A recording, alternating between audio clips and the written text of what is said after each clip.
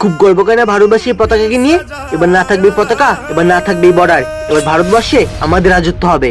Plan তো খুব ভালোই ছিল তোর, কিন্তু আফসোস ইন্ডিয়ান আর্মি থাকাকালীন তোর এই স্বপ্ন কখনোই পূরণ হবে না। ফজি তুই এখানে?